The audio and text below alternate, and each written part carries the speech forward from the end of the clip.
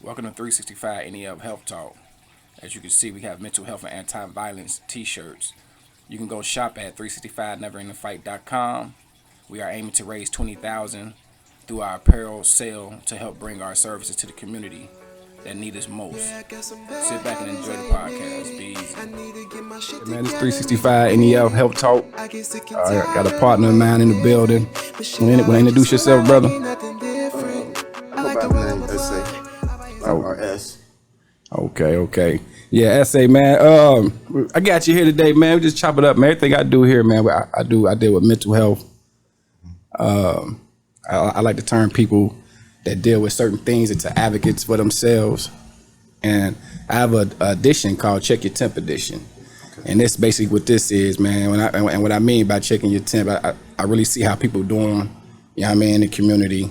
You know what I mean? I know we go way back. We grew up in the same hood, you know. But yes, sir, Winter Terrace, got to say that. Dutch Colony, Winesty. Got to say that. But just first thing first, man, tell me a little bit about yourself, man. What you into now? Like, what you do now? Right now, I'm trying to venture into different revenues, several different incomes. Okay. Right now, I'm owner operator of 3 business, and basically just trying to generate some revenue so I can financial freedom. Gotta say that. Ain't nothing like having the money there. Yeah. Even though you don't need it. Gotta say that. Make money while you sleep. Yeah. Basically. Yeah. You know what I mean? You know. So, but one thing, man, that stood out to me. I saw a post you made, and you said, "I hope today will be a good day." And the day was August 8th. Right. You know what I mean? And you post a picture of you. But I'm gonna let you explain that. But what is it about August 8th that's so significant with you? Well, I'm a thinker. Okay. So when certain things happen, I try to put them together. Well, August 8th, the first incident was 8/8/08. I was arrested by federal agents, DEA agents. Okay. And from that point on, my life was different. Okay. And then, 2007, August 8th, I told myself I was going to sit in the house and chill out and, wasn't going to do too much that day. I decided to get on my bike. Within 30 minutes of being on my bike, I have a motorcycle accident. I crashed. Well, a car pulled out in front of me. I laid down the bike and slid right up under the car and it ran me over. So August 8th is kind of like if you look up the definition of 8 or what the number 8 means, it supposed to mean new beginning. Okay. So it was like a new beginning in disguise. Because going through those things, I was exposed to things and made me look at the world and myself different. Okay. So that's why August 8th is kind of like, it's a good and bad, because it's like it truly was a new beginning, but just in a disguise. Okay. Just to touch on the first August 8th, Okay. which was you said your case, right? Yes. Okay. You want to tell a little bit about that? I'm talk a little bit about what happened with that. Well, I was being investigated by a DE agent. My name was brought up. Well, this was brought up to my attention once I was arrested. Okay. It was brought to my attention that I was being investigated due to me being shot.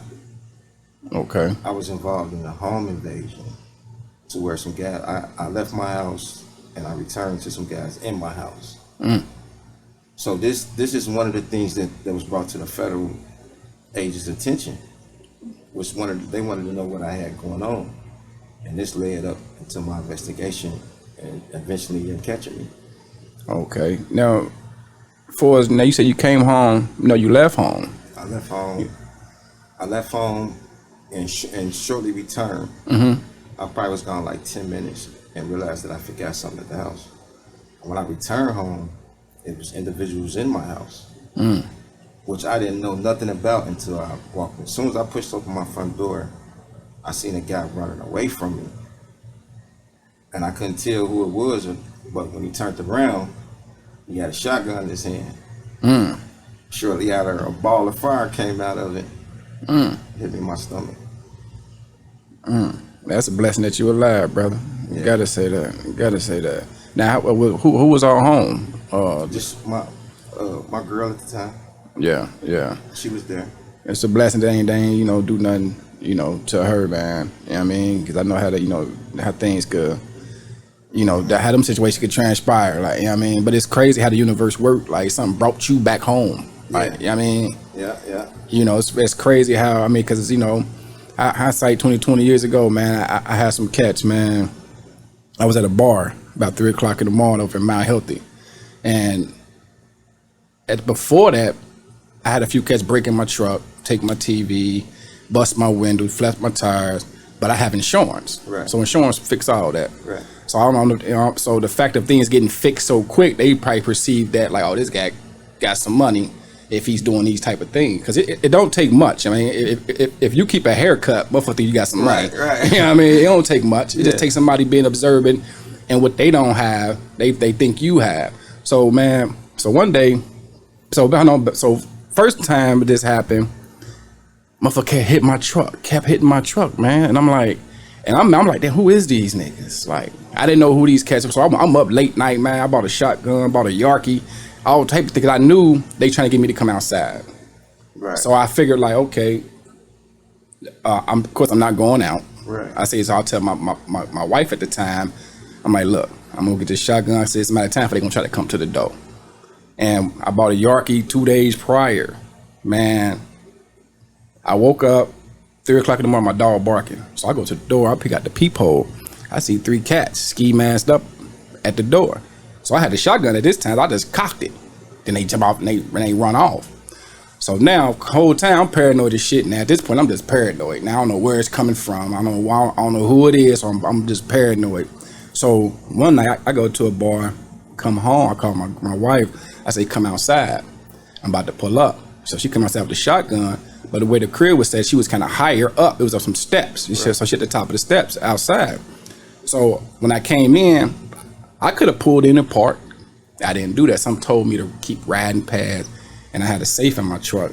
So, and I got my gun out the safe.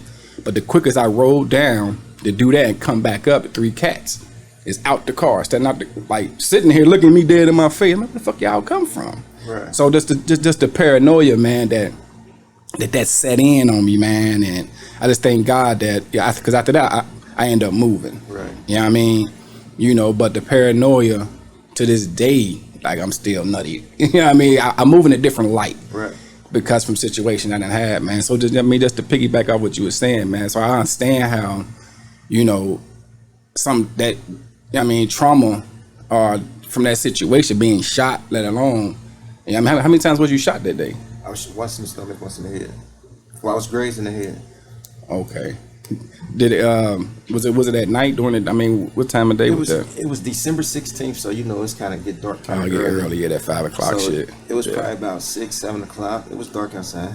Yeah, man. Yeah. So fast forward from there, you end up getting locked up, coming home, and then the motorcycle accident. Yeah. Well, I did 8 years. Well, I did 8 years, 4 months. Okay. At federal penitentiary. I came home in May of 2016. So coming home, it was like during that time away, a lot of us experienced losses, like relationship losses, friendship losses. You feel like everybody counts you out. You know what I mean? Yeah. So that motivated me to like I felt like I had something to prove. And a lot of people may think like, well, that's bad, but to me, it motivated me to still be him. Instead of, the reality of it is you either got the people who continue to strive and make it, or tap out and give up, or settle. There's nothing, I can't pass judgment on neither one. I just feel like I'm never gonna settle. Right. So it was like, that was my motivation coming home. Okay. And I had a few guys look out for me. Roddy Garrett being one of them, good guy. Chico Morris being one, hood guy. Yeah, very familiar. Appreciate these guys, man. Yeah. Came home, they looked out for me, kind of gave me a little guidance. Then Like, you know, him being in the business aspect of it, he inspired me to, like, damn, this dude had 5 or 6 different jobs. He pull up on me, he clean a building, he pull up on me, loading trucks, he pull up on me, he doing this. So a lot of my inspiration came from him too. Yeah, I mean, like I said, it's a blessing. It really lets you know that you here for a reason. Just to go through all that different hurdles, the fact that you ain't let it, like you say, cripple you. You know what I mean? Make you stagnant, fearful, and the aspect of giving up. You know what I mean? And it's always pulling, make us, you know, from where we come from, man. You know, we just raised around a lot of shit that really fuck with our mental. You know what I mean? So I could just imagine just experience being shot and then experience being in that motorcycle accident, how every August 8th you're gonna refer to like, damn, what the fuck going on? Yeah. You know what I mean? So how do you approach each August on that day? How do you approach that day? I talk about it. Yeah. I try to talk about it. Yeah. You know, in the process coming home, motorcycle accident, I seen a therapist. So, you know, a lot of people like, nah, I ain't talking to no therapist. Listen, shit, I want to get better. Hell yeah. I want to be that well-rounded person, fair and considerate, good heart, pure. No, I mean, I want to be that person. Yeah. So talking to a counselor was gonna help. Shit, I'm gonna talk to her. Yeah. So I talked to the counselor, and you know, it gave me an idea of what my issues was. Okay. Try to fix me and like take accountability for what I'm doing wrong. Okay. So that was like one of my transitions as well, like trying to, like I say, be well-rounded. So I mean, so how did you know you needed to talk to somebody? What was it that you like, man, this is my phone for the breaking point. Yeah. I'm gonna try something else. Let me reach out to some help. Well, in the federal system, you know, you're gonna do a lot of programs. Okay. There was this program called the RDAP program. They gave you a year off if you completed it. Okay. Which is the incentive to make people go. You gotta say that. So I took this program with, shit, I need to get home a year early. But the program actually helped. Yeah. Because it make you understand accountability, which starts with yourself. Yeah. So once you understand that, you don't have a problem with being wrong. A lot of people say they wrong, but act like you right. Yeah. Or act like they right. To take accountability is to say I'm wrong and accept what comes with being wrong. Because there's always something that comes with being wrong. You gotta say that. Cussing out, a mood change, it's something that's gonna come with this being wrong. Right. So that program, it helped me. Like, that's what's up, man. So it was safe to say, man, like you when you was just being locked up, instead of just being in there waiting, bullshitting, you actually was working, at least working on yourself. Yeah. So when you come home, you can put yourself in a better position. Yeah. You know what I mean? That I can dig that. So do you still see a therapist to this day? No. You know, the response I get from my girl and them, they say I act like a therapist now. They say I talk and act like a therapist now. Yeah. But I think if the world had an opportunity to take some of the programs I took, I think we all should, or at least read the 101 Ways to Communicate. Yeah. Because that'd be the biggest key in any relationship. You're right. Between guys, females, associates. Yeah. Like, people got a problem with expressing how they truly feel. It's a difference with saying, you pissed me off versus you hurt my feelings. Yeah. A lot of dudes don't want it. Night and day. You know what I mean? They don't want to, they feel vulnerable. Yeah. So it's like, yeah, I think if people get out of that, a lot of things will change. But you know what? It's funny when you say they feel vulnerable, man. Just growing up I grew up without my father. You know what I mean? I don't know if you had your father in your home when you grew up, but I grew up without my father. So in an environment that we grow up from, all we have is that persona, right, that mask we wear, that guy, you know what I mean? Right. But really, we some emotional motherfucking men. Right. Like, you know what I mean? As the emotion is there. Yeah. It's just not being afraid to expose it. Yeah, there's nothing wrong with showing it. There's nothing wrong with crying. There's nothing wrong with knowing, like you said, admit your wrongs, admit your faults, deal with it and move on. There's nothing wrong, but like I said, this day and age, man, that's I think that's what plague our community, man. Is just, want to save face, don't want to perceive to be weak, don't want to, you know what I mean? Motherfucker go straight to gun violence versus having to sit down and chop it up like, damn, bro, that was some fucked up shit you did, like, woo. Yeah. You know what I mean? Like I said, just with me, being older, man, I caught some domestic cases when I was younger. You know what I mean? Just being in relationships. It took me to get to the point where I had to be responsible for what the fuck I respond to. Right. You can't provoke me. Right. Like, you know what I mean? I can't say I did this because X, Y, and Z. I'm not taking responsibility of my own actions, Right. man. Like, you know what I mean? And once you do that, you really put yourself in a fucked up losing position. You know what I mean? You find yourself, like I tell people today, man, don't let motherfuckers control your blood pressure. Right. You know what I mean? That's all you got control of is what you do. You can't control what a motherfucker say to you, how a motherfucker respond to you, how a motherfucker run up on you, whatever the case may be. All you can do is respond on the level you choose to respond on. You know what I mean? But what you think is the reason why motherfuckers don't want to see therapists? Like, what is it about? What's so taboo in the black community? I guess it's perceived as like you crazy, there's something wrong with you.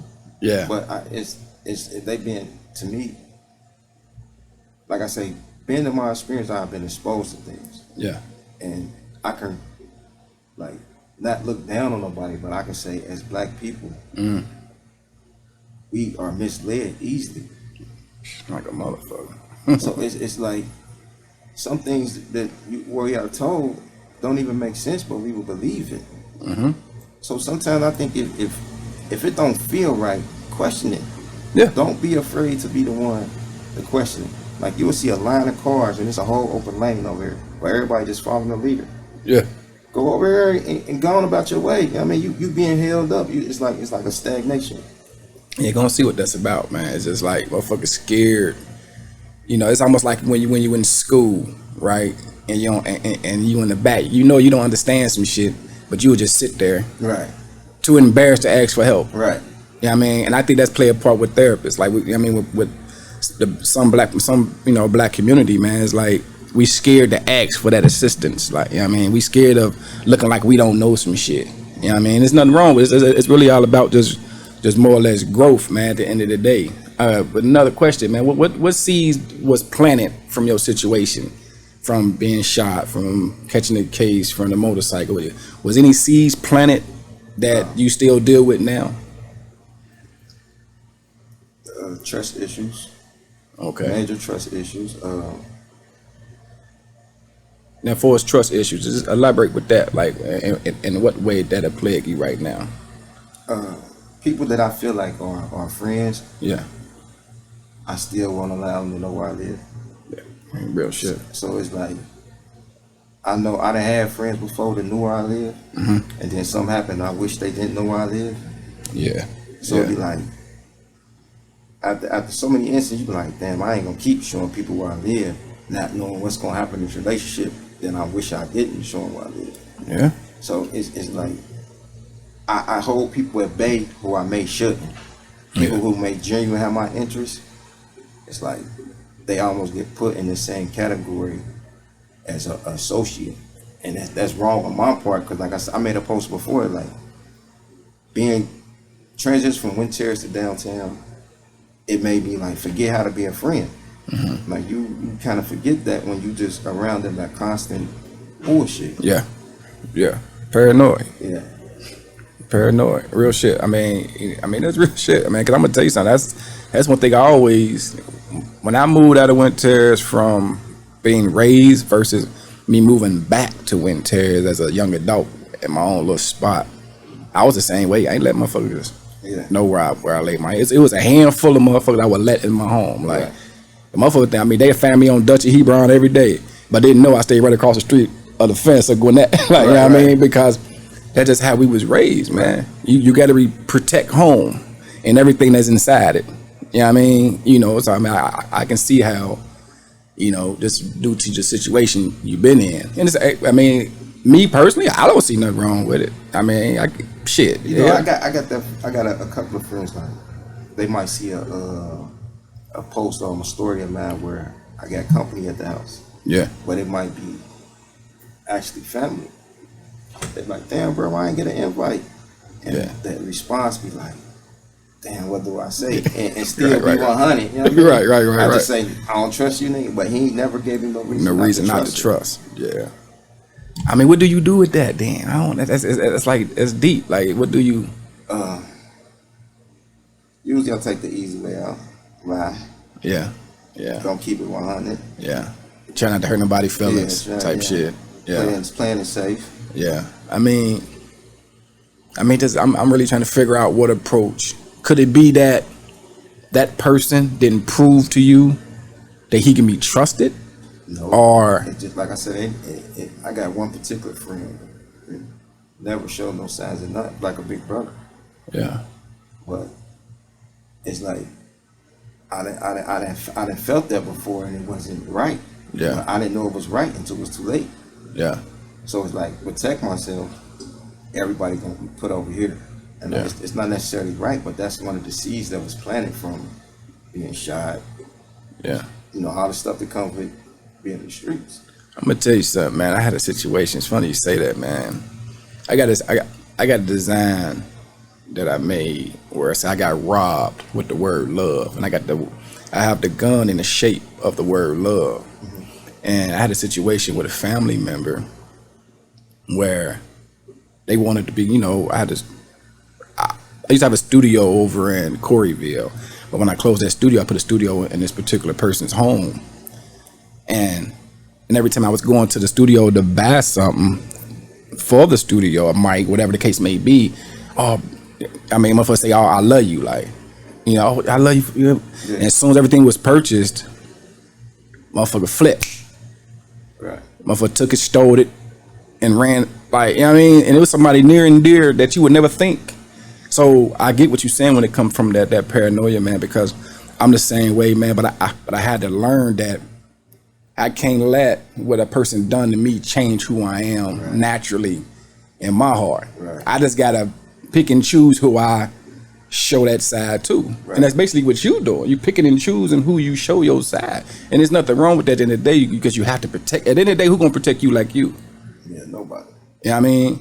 You know, and it's crazy because this particular person, man, that day when I thought people was sitting on me, whenever they was trying to get into the crib, before that happened, my phone, oh yeah, nigga, I sent somebody to your house. So after that conversation, all this stuff started transpiring. I'm like, is it? Yeah. Is it coming from him? Yeah, and this person, like, bloodline, like, I mean, look up to type situation at one point in my life when I was a child, like, right. So, but then, like I said, it was funny because when I went to the hospital, you know, like I said, I deal with sickle cell, man, and I went to a doctor's appointment. I ended up going to the hospital and being in there for like a week, man, and my doctor told me, he said, D'Angelo, whatever you dealing with, let it go. He said, because it's affecting you. Right. You know what I mean? And when I got to the hospital, man, that's when I had to make a decision, like, you know what? I'm going to move on, but I can't, you know what I mean? You know, I'm going to pick and choose who I show that side to. So I wouldn't say what you're saying, that what you're doing is a bad thing. At the end of the day, only you know what I mean, what you need to do in that situation. I mean, to be honest. You know, sometimes it just don't feel right not keeping them 100 with them, but at the same time, I come first. At the end of the day. Yeah. But then again, sit down and have that conversation. Like, look, man, I've been through some. They know what you've been through. Right. They know the residue that come with that shit. But you know what's crazy? This particular person, he told me that somebody else told him, like, S been through a lot, man. That's why S moved like how he moved. Yeah. So it's like, I don't know, I guess it probably be different coming from me. Yeah, have a sit down with him, man, and it ain't gotta be at the house. Right? Meet up at a spot somewhere. You know what I mean? You know what time it is, like, you know, but I think it would mean a lot more if this person mean that much to you. I can see you just chopping it up, shooting a bobo with him, like put something in the air, and let him know, like, look, bro, I got residue from that shit. Like, I don't know who else was A, B, C, D, like, and 9 out of 10, I guarantee it. You know what I mean? He'll feel that, man. But you know, this on some real shit, man. But you know, what other seeds that was planted from your altercation? I mean, from the situations you've been in. Well, with my gunshot, with the motorcycle accident. I'm gonna start with the gunshot because that happened first. That happened in 06. Major issues. I took the full blast to the stomach. They found the water and everything. So I have something now called short bowel syndrome. Mm-hmm. It's similar to Crohn's, but it's almost like the same effects as Crohn's. But so that seed planted the be healthy, like trying to be healthy or whatever. Okay. So You say healthy lifestyle. healthy lifestyle. Okay. Eat better. Let's see. Yeah. Yeah.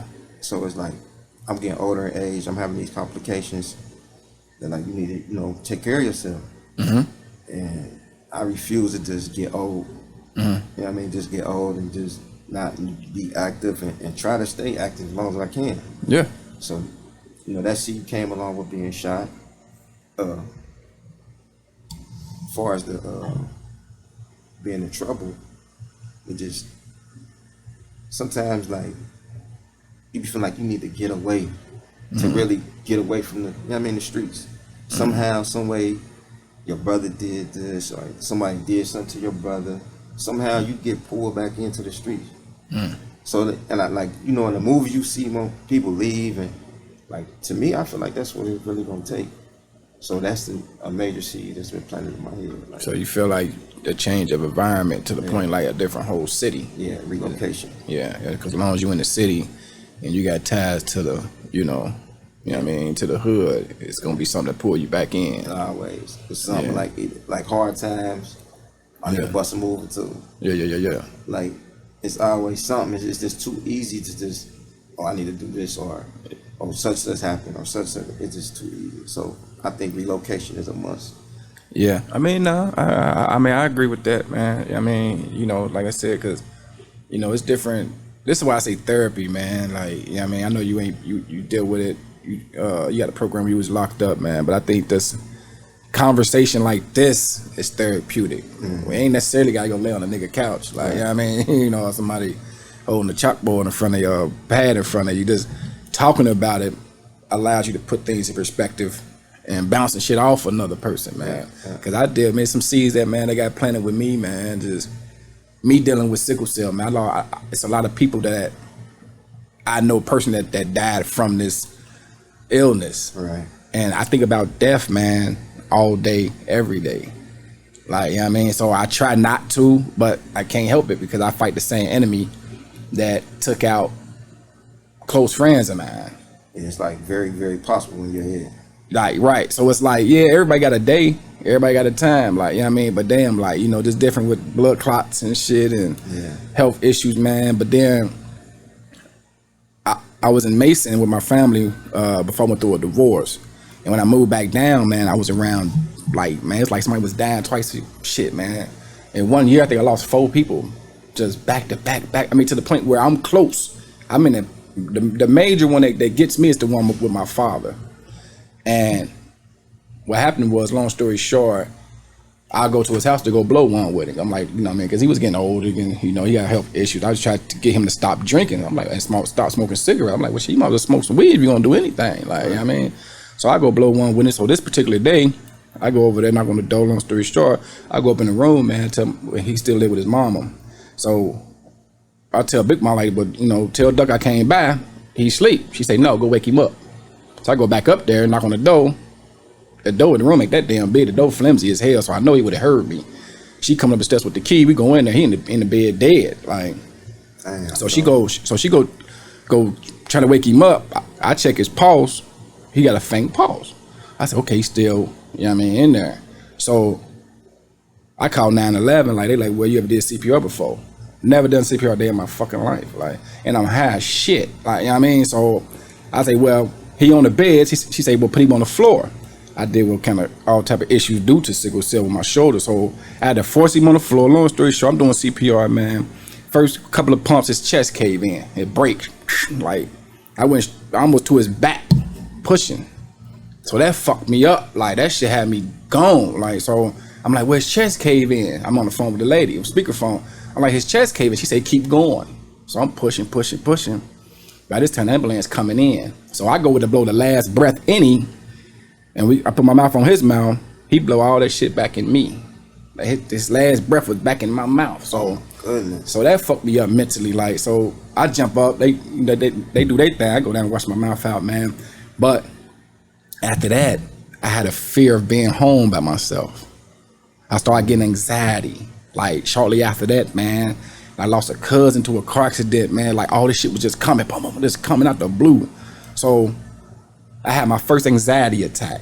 I I never experienced anxiety in my life the way, and to be 42, I think this started when I was 40.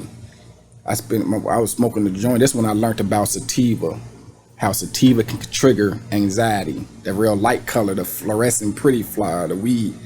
So I'm smoking the joint. All of a sudden, I got this feeling like I'm about to die, like this out the blue. I'm talking to my cousin. We chewed the bobo. I say, "Cuz, man, take me to the hospital, man. I don't know what the fuck going on." Like, I was freaking out, man. Like, and I realized it's anxiety. Right. Then I learned that with the strain of weed triggered it. Right. I found that I learned that in Cali. When I was in Cali, talked about to buy some weed, and the lady was like, "What you need it for?" I'm like, pain, depression, anxiety. She was like, anxiety, stay away from sativa because that could trigger anxiety.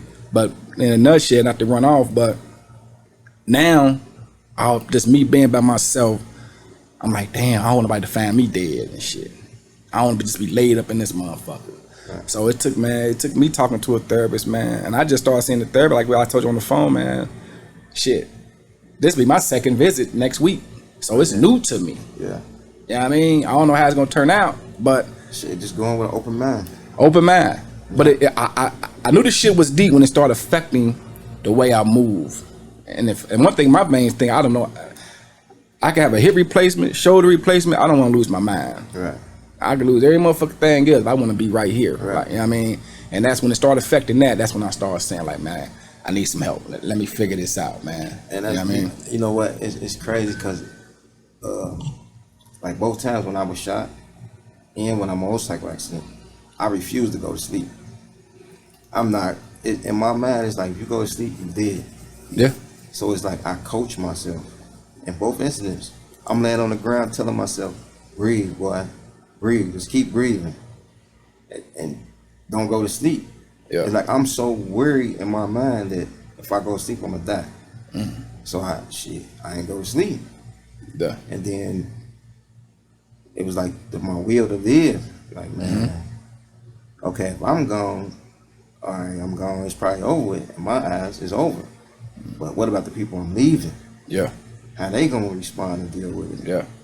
So it's like, fight, boy. Yeah. Every situation, fight.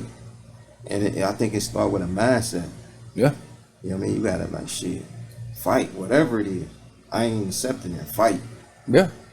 I was in a wheelchair for a year, 8 months, almost a year. They was like, it's up to you if you walk. Fuck that. As soon as you tell me I can stand up, I'm standing up. Let's get it. I stood up. They said, you need a walker. Fuck that. Give me some crutches. Yeah. I want to be better in all aspects. Yeah. So it's like I said, it started a mindset. I agree, man. And that's how, just to piggyback, man, that's how I live my life with sickle cell, man, because I got 2 metal hips, metal shoulder. I had a heart attack, a stroke, went blind in my left eye. You know what I mean? It's just the will to live, but then I have my son. My son was the energy. Like, that's what I pulled from, because like how you say, I don't want to leave him. Right. Yeah, especially in his infancy. Like, you know what I mean? He a grown man now, he 23. You know what I mean? He good, he 100. But it's like, that's what I live every fucking day. Like, you know what I mean? It's times like, I remember back in the day, you remember that painting that was down at the bottom of the hill of Bunkin? The girl that was painting on the building, now she had sickle cell. That's what she died from. Tyrone and people's right. Yeah. Now, man, Bunky used to be in the hospital at the same time, man. And when this back in the day, I remember my doctor told me, she said, D'Angelo, I don't want you to go to her funeral because they can mess with it. I'm young. I'm like early 20s at this point. Like, I'm like, nah, that's my partner. Like, if I fuck with her when she 10 toes down, I'm gonna fuck with her 10 toes up. Like, you know what I mean?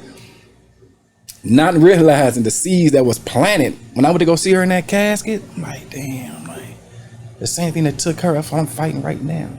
When I tell you, nigga, I stayed up till I passed out. I was scared to sleep. Yeah. Terrified to close my eyes because she died in her sleep. Yeah. I was terrified. I would stay up, man, till I passed out. That's how I went to sleep for the longest. But if you notice, anybody that fight through something, it make them stronger or it destroy them. Yeah. Well, and look at you. Yeah, one way or another. Yeah, it's going to either destroy. And it just, like I say, man, the will to fight, it got to be there. Yeah. It got to be there. When it's my time, it's over. Can't do nothing But about it. while I'm able to fight, I'm fighting too much. I can't fight no more. That's why I applaud you when you said your diet, man. Like, you know what I mean? You knew that some things got to change. Yeah. And a lot of shit do start with our diet. Yeah. We can think clear. Yeah. Like, you know what I mean? It's a lot of things. You got to start with the food, man. But I think in the black community, man, we got that fight in us, man. Some choose not to tap in, but the majority of us choose to tap in and shit. And when I would, due to my situation, I didn't know B12 deficient affect how your mood swings, your thoughts, and a lot of guys as you get open age, you got these deficiencies and don't know B12, vitamin D. Vitamin D. If you ain't going to the doctor, you don't know you got these deficiencies. Yeah. But they affect a lot of stuff. Yeah. So, like, it was brought to my attention, like, okay, you got a B12 deficiency, which affects how I think. Shit, we need to correct this. Right now, I take a shot for B12. So, like you say, checking your pulse. Sometimes you need to really check it, especially if you're trying to make it and be here for somebody. You're right, man. You're 100% right, man. And my mother get the B12 too, man. All right, now I just take them. It's a lot of things I take. Man. I take so much shit, man. Like health wise, on the health side, man. I'm in sea moss, man, the black sea or magnesium, folic acid, zinc, like, you know what I mean, elderberry, burdock root, man, yellow dock, like, you know what I mean, milk thistle, man. Just these are all the things, because I also take a lot of narcotics. Right. The Oxycontins, the Percocets. So now I'm fighting sickle cell, but now I'm trying to fight not to be a dope fiend. Right. You know what I mean? Now I'm fighting two different. I'm trying to fight to continue to run a business. I'm trying to fight to continue, you know what I mean, to thrive and be a parent, a friend, a boss, a husband. Right. But that's what 365 name come from. Right. It's an everyday fucking battle just to be productive. Yeah. Yeah, I mean, it's easy to lay down and chalk out, like, oh, he got sickle cell, woo, woo, woo. That ain't me. Like, you know what I mean? That's why, I mean, just like you say, the will to live. You know what I mean? You gotta have that, man. If you ain't got that, when you got shot, you know what I mean? That's what you had, that motorcycle accident. Yeah, you coached yourself. Like, you know what I mean? You coach yourself, man. Like, that's a blessing, man. Coach yourself through life, not just that. Coach yourself through life every day. Like, I got a major anger problem. When I'm mad, it's on 1,000. Yeah. I'm trying to figure that out. Yeah.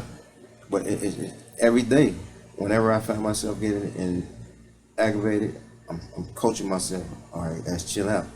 Go for a walk. Do this, do that. Go talk to somebody. Cuss a motherfucker out, hang up. Like, whatever I need to do to calm myself down, other than as far as putting somebody else in harm or doing something that's going to regret or saying something I regret. All right, this is what I need to do.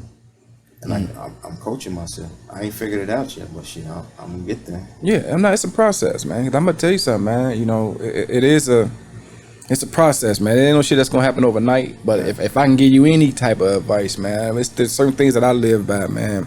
I don't believe in saying I'm sorry. Right. If I fuck up, I will. Right.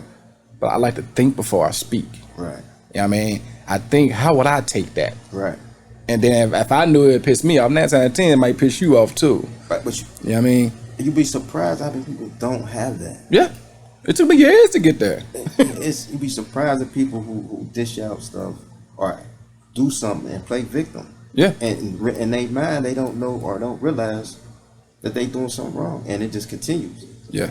But if when you come across somebody and they trying to correct you about something that's gonna help you, ain't nothing they correcting you gonna help them. It's all to benefit you. Sometimes you gotta listen to that. Yeah, you're right. And most people don't want to listen because it's something wrong, it's something bad that they don't want to address, especially at our age. Yeah. They don't want to address it because they feel like, it's wrong, but don't say nothing about it. Yeah. Yeah. You got people who say they friends with somebody, but won't address some bullshit that they friend may say or do. Yeah. You ain't got to make it a bitch. Come on, bro. You know that was some bullshit. And you leave it at that. And leave it at that. But they're co-signing.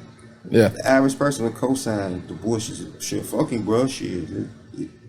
That's the mentality of us. And it'd be like, damn, this your friend, but he ain't trying to correct or say nothing to better you. Yeah. I try to leave somebody with something. You got to, man. You leave with some type of game, man. And that's what I started for, the mentoring, man. Like the young brothers, man. Like, you know, that's what it's all. As long as I can leave you with something. I'm not trying to be these young brothers' fathers. I ain't trying to tell you what to do and all that. My thing is, as long as I leave you with some type of game, you might tap into it 10 years from now. You might tap into it tomorrow. Who knows? Like, you know what I mean? But that's the piggyback more about that, though. I remember I had a situation with one of my partners, man. And the way I used to do it was, I just cut him off for go. Like, I ain't fucking with dude. Like, you know what I mean? If I feel like it's gonna go there, I would just walk away versus tap into that energy. Right. But if I value your relationship, then I'm gonna come holler at you. Right. You know what I mean? If I know, like, man, we got too many years in this, I'm gonna let you know, man, that's some bullshit you did. Woo, woo, woo.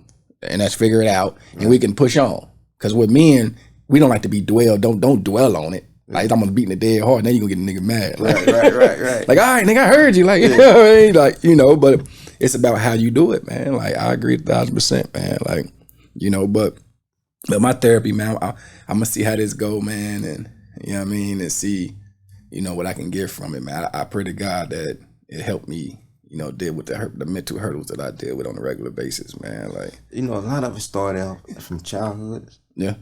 A lot of our issues come from childhood situations, but I think, like I said, if you go into the therapy, like, I think I'm gonna see what I can really get from this. Yeah. Instead of going in like, oh, I'm about to talk to her, but you gonna get something. Yeah. Even if it's just some answers on or just a name of what to call your issue. Yeah. Sometimes they help too when you got an issue, but you don't know what to call it. Yeah. They'll put a name on it. Oh, that's such and such. Even that helps sometimes. Yeah, because you can do your research now. Right. I mean, now it's all about, once again, it's all about knowing your opponent. It's like a boxing match. You gotta know what you fight up against. You gotta study that, and that's what I do with sickle cell. I do it every day. I'm in class every day because I can't help it. But yeah, I mean, it's all about just, you know, studying your opponent, man. Like, I mean, it's funny because I talked to the therapist, right, and she was like, so I asked her, I say, so have you ever dealt with anybody with sickle cell before? She like, nah, I deal with adults who have childhood issues that show itself on an adult level. So I say, well, I don't have no childhood issues. She said, yes, you do. She said, you fight sickle cell. She said, and I sat back and I had to think about that shit. Like, and I remember being at the age of 10, and a doctor told my mother I wouldn't let it be 30. I feared my 30th birthday. I ain't get a GED till I was 30.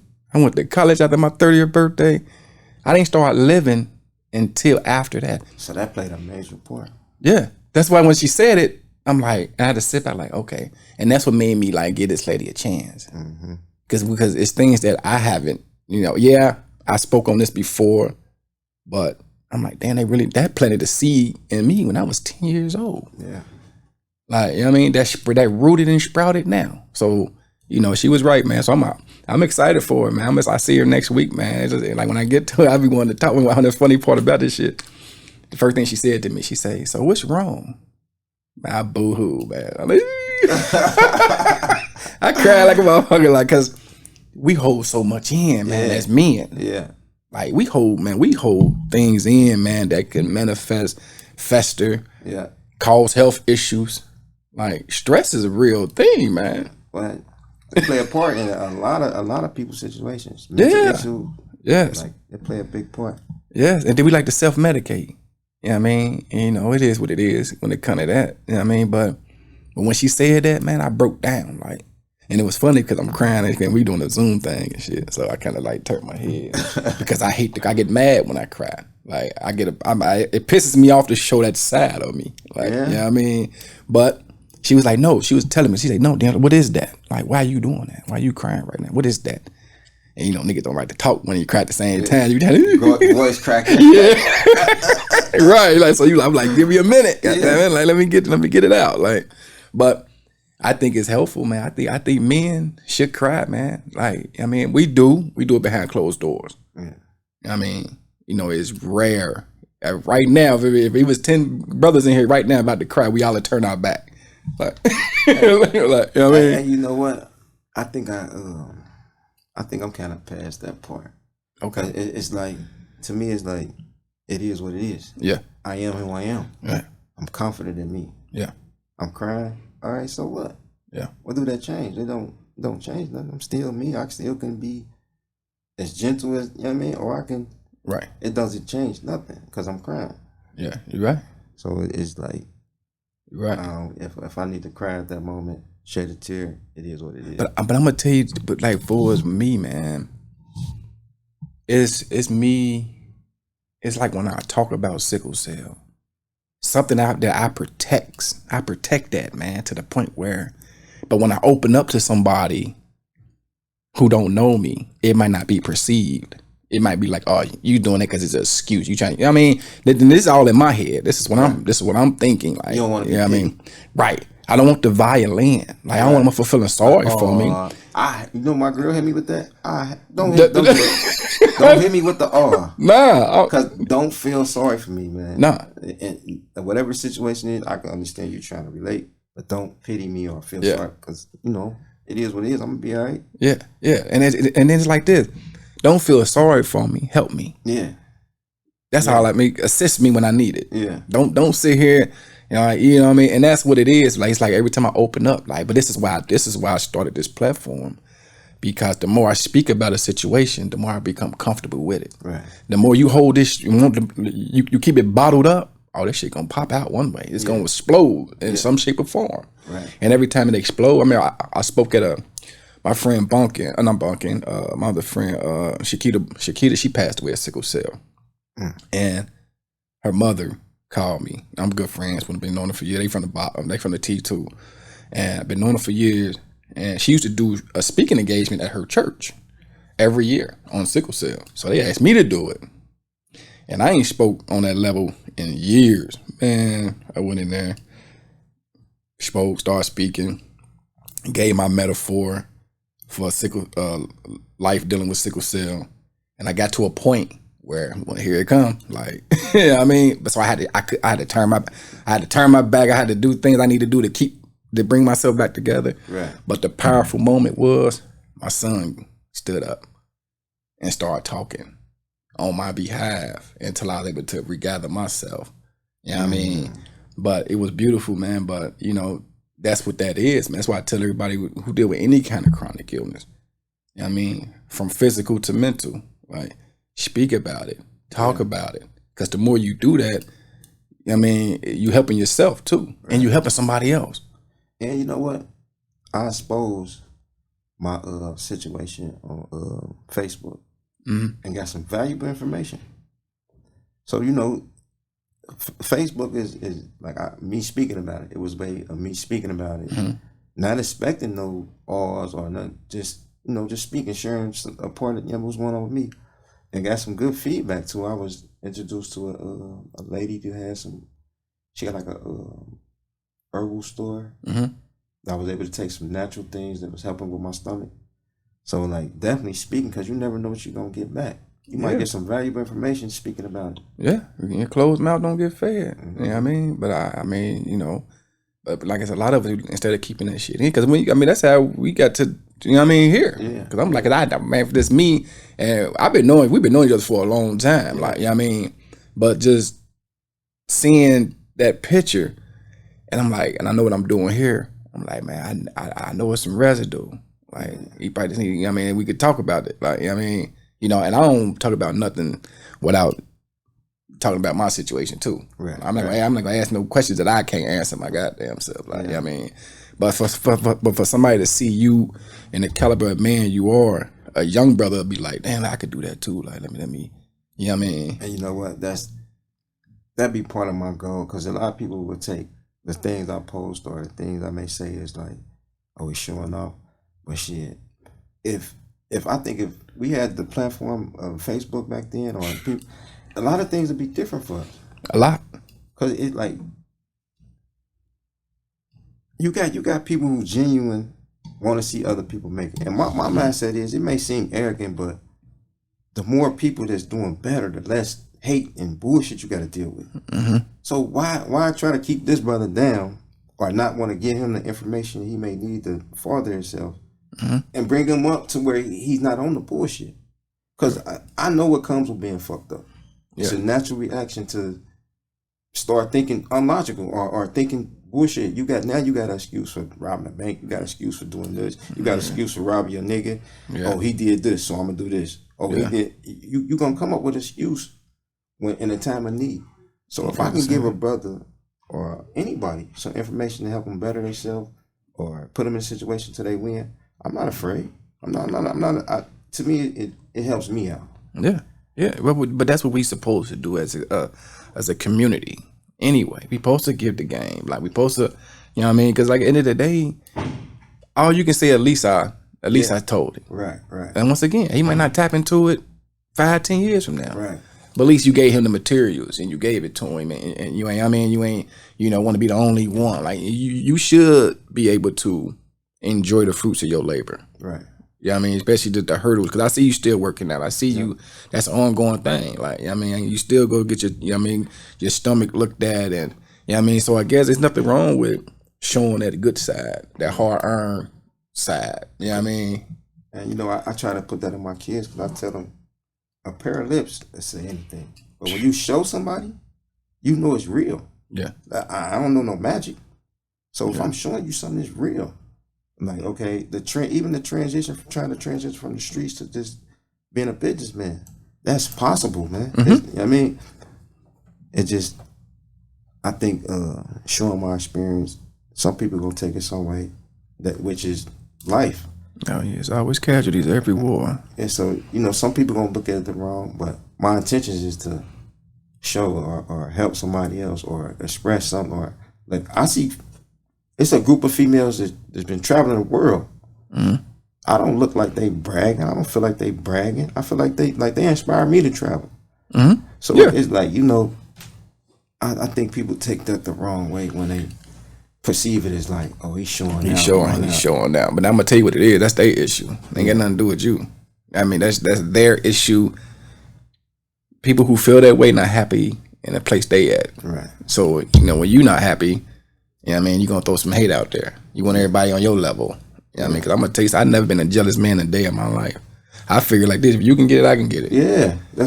You know what? Yeah, I mean, that's the mindset you supposed to have versus, or he don't supposed to have this, or however they got it, it's unfair. I mean, like, to me, that's reading too far into it. But it's motivation. Yeah, it's like, I don't know. I guess you just got those type of people. Yeah, I mean, like I say, man, it's casual every war, man. You're going to have some haters, man. You're going to have motherfuckers that's going to sit back and wish ill will on you. Yeah, I mean, they be in your face. Oh, yeah, good looking at it. I hope that motherfucker don't get it. Yeah. Like, you know what I mean? There's all some sucker shit. When I started my trucking company, it was a guy. He charged me $7,500 just for the information. Just for the information. It was a trucking company. He charged me $7,500 just to give me the information to go in there. I still had to start the business on my own. Don't you know, I turned around. One of my drivers went in there and just hollered at the dispatcher and got his own loads. And I'm thinking like, damn, he just got what I got for free. I paid $7,500 for it. But from that point on, it was like, anybody come to me with anything I got going on, I don't mind telling them, oh, is this? I even to help you. Yeah. So it'd be like, my intentions is to see people progress. Yeah. Not to try to shit on nobody. Yeah. But I mean, you got some of us who try to, tax you. You know what I mean, for certain information, man. But all we can do, man, for our community, for the black community, because we behind the 8 ball any motherfucking way. Right. You know what I mean? We jumped out the porch super late when it come to this money game, legal money game. Yeah. You know what I mean? But all we can do, man, just give them, just educate, motivate, man. That's what this platform is about, man. We always aim to educate and motivate, man, and, just turn people into warriors, man. Teach young men how to use they mouth, they vocals, man. Teach them how to speak, and and talk about situations that they deal with on an everyday basis, man. Because a lot of us don't know. We was never taught. We was grew up in single households, and we jump off the porch. We learning from our partners. They don't know. We don't know. Everybody running around in the hood don't know. Like, trying to figure it out. Like, but like I said, so what you doing right now? I know you You got a janitorial company, don't you? Yeah, janitorial company. Yeah. I got the carriage property and the trucking company. Okay. Yeah. Congrats, brother. Yeah. Like I said, you got a story, man. And I remember a lady told me years ago, she said, D'Angelo, tell your story. Like, sometimes we shy away from our own story, not realizing it's profit in our story. Mm-hmm. Yeah, I mean, it's profit, just communicating. Like, you know what I mean? Because I know me just trying to find my way in different things and different avenues I didn't try, man, and just trying to make a honest living. And I just realized, like, look, I'm just gonna go with what I know, what I live every day. Like, you know what I mean? And I'm gonna see where that takes me, right. And take a shot on myself. And because I done lost a hell of a job dealing with sickle cell. I done lost so many jobs. So it's like, I'm not about to put my energy, the little energy I do have, into somebody else's program when I could take a shot on my damn self. Like, and that started with thinking. Yeah. A lot of people just see the surface. Yeah. You can't just look at the surface. You gotta like dig deep. It's in there. You just like keep looking, keep thinking. Yeah. Like I have situations. I'm thinking, how can I get this done? You gotta come up with something. Yeah. And most of the time, it don't be hard. It just be taking the initiative to do it. That first step to just get started doing it. And that's the hardest step for a lot of us. Yeah. The hardest step is to get that, like quicksand, like you gotta be a boot. Keep on talking, I'm gonna do it tomorrow. I'm gonna do it this day. I make posts about that too. Procrastinate. I get on my girl about that. Procrastinate. Come on, what you waiting for tomorrow for? Yeah. You can do it today. Yeah. Why wait? What you waiting for? Yeah. Yeah. That's a hell of a disease, man. Yeah. That procrastinate, I know, man. I'm guilty of it at times. I kick myself.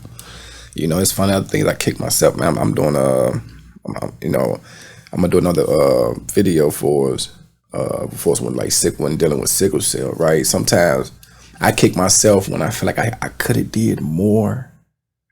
And I might take a day where I'm just on some not feeling good, pain, whatever the case may be, or dealing with the narcotic, got you nodding and shit. Like, you know what I mean?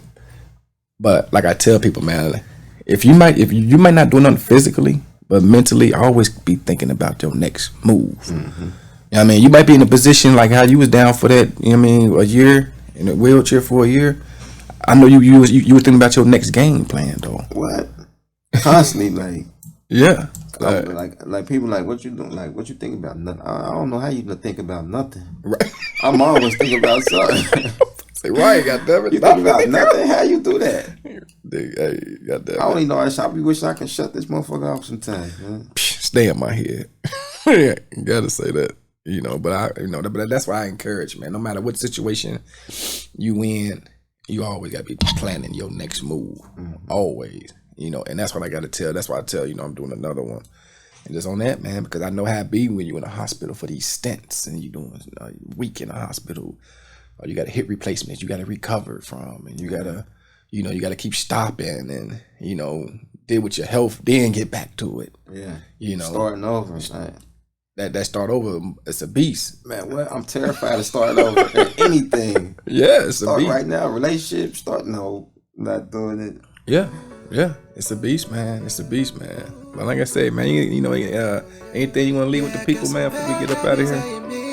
Just, try not to settle, man. Try not to settle. Try not to be a hater. Try not to feel no ill feel towards nobody. Try to have a pure heart. Gotta say that. Real shit, man. Real shit. And once again, man, this 365 N.E.F. Health Talk. This is Check Your Temp edition. I just checked my partner Temp, man. See how he doing, man. He doing good, man. I seen him working out on that, getting that body right, man, from the accidents, man. And I take my hat off to you, brother, just grinding it out. Appreciate man. You, yo. You know what I mean? You gotta say that, man. Now I know your situation, man. I'm glad you know what I mean? Yeah. Keep pushing, yo. Don't get busted. Oh, yeah, nah. The grind stay on, man. Gotta say, they know where we cut from, like, you know what I mean? You'll never know by looking at you. Yeah, thank God, man. It's a blessing, man. Gotta say that, man. But once again, man, this is Check Your I'm gonna say Check Your Temp. That's my other if I did it. But it's 365 N.E.F. Health Talk, man, and we about to get up out of here. Y'all be easy. All right.